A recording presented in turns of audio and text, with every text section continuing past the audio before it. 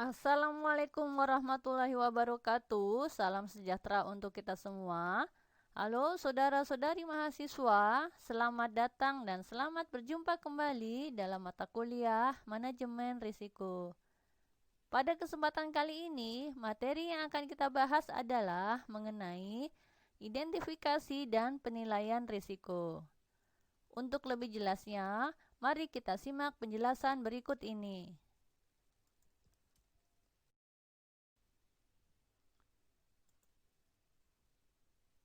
Untuk penilaian risiko, perlu kita ketahui terlebih dahulu apa itu identifikasi bahaya dan penilaian risiko.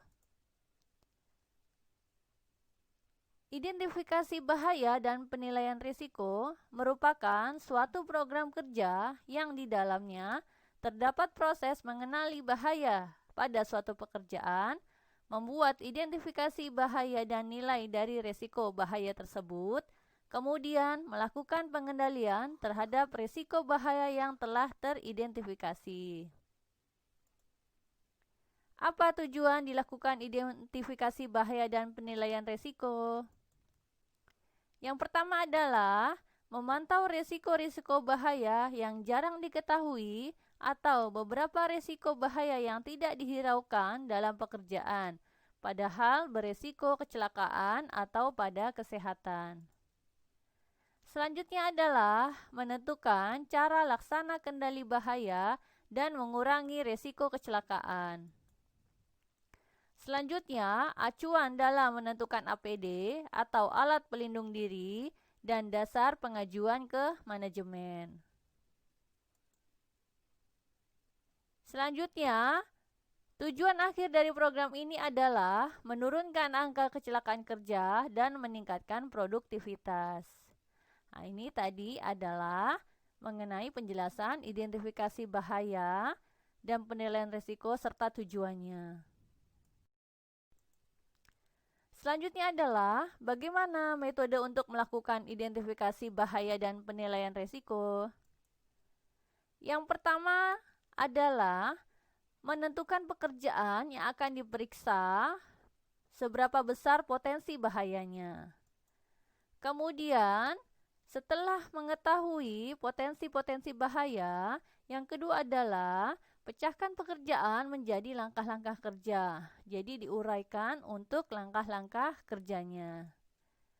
Kemudian menentukan tahap kerja kritis. Nah, ini untuk memetakan bahaya yang kemungkinan terjadi terhadap pekerjaan tersebut. Kemudian mengenali sumber bahaya. Ya, ini dari mana sumber bahaya yang nantinya dapat mengakibatkan hal-hal yang tidak diinginkan atau mengandung risiko. Kemudian pengendalian. Nah, ini untuk meminimalisir ya terjadinya manajemen risiko. Kemudian pencatatan. Nah, ini untuk mencatat ya seberapa besar penilaian risiko ya identifikasi yang ada di dalam pekerjaan. Kemudian kita komunikasikan. Nah, ini untuk metode untuk melakukan identifikasi bahaya dan penilaian risiko.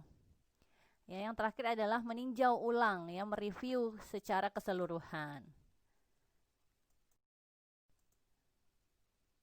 Nah, dari langkah-langkah tersebut kemudian bisa dilaksanakan sebuah program, kemudian dapat dibentuk tim antara lain yang pertama, atasan dari pelaksana pekerjaan, kemudian yang kedua, perwakilan pekerja yang melakukan pekerja, kemudian ada ahli K3 perusahaan.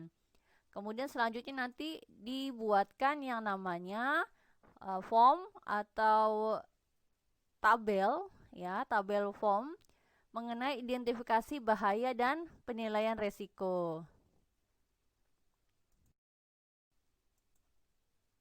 Kemudian, ya, apa itu risiko? Nah, ini adalah merupakan suatu nilai yang ditetapkan untuk menentukan suatu tingkat dampak atau akibat berdasarkan keparahan yang disebabkan oleh kecelakaan kerja.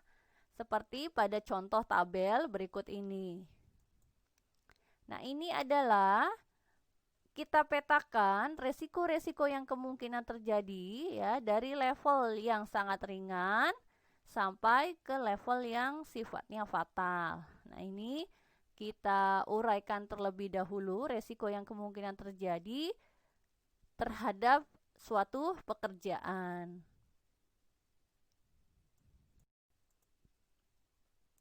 Kemudian yang berikutnya adalah peluang. Merupakan suatu nilai yang ditetapkan sebagai ya untuk menentukan tingkat keseringan terhadap kecelakaan kerja. Jadi seberapa besar peluang kemungkinan terjadinya kecelakaan kerja.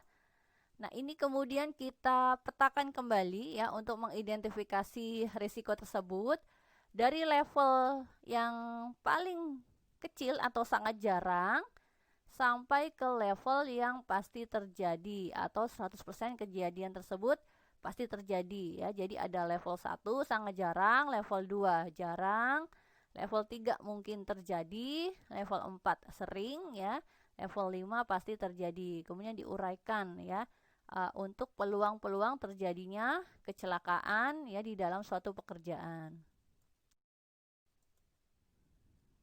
Selanjutnya adalah tingkat bahaya. Ini adalah merupakan hasil perkalian dari resiko atau R dan peluang sehingga dapat ditetapkan sebagai tingkat bahaya dari suatu pekerjaan yang dilakukan.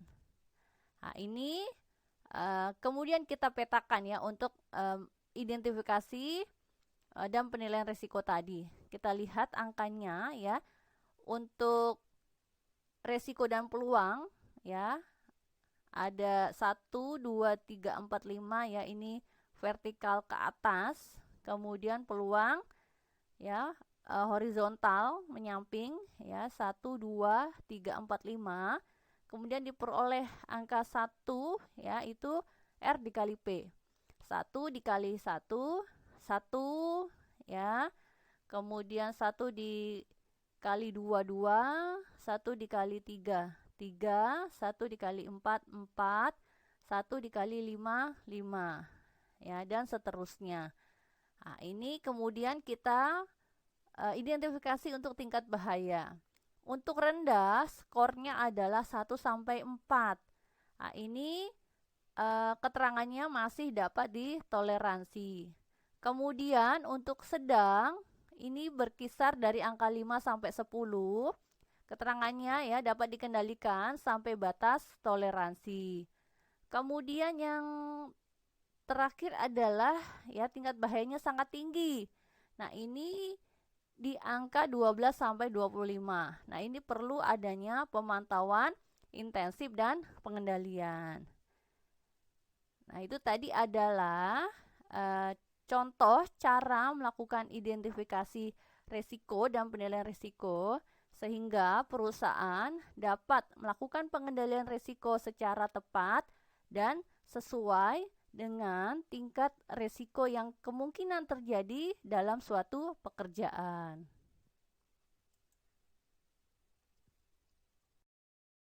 Demikianlah yang dapat disampaikan mengenai penilaian dan identifikasi risiko. Terima kasih atas partisipasinya. Sampai berjumpa pada pertemuan berikutnya. Semoga menambah pemahaman ilmu pengetahuan. Selamat belajar. Wassalamualaikum warahmatullahi wabarakatuh. Salam sejahtera untuk kita semua.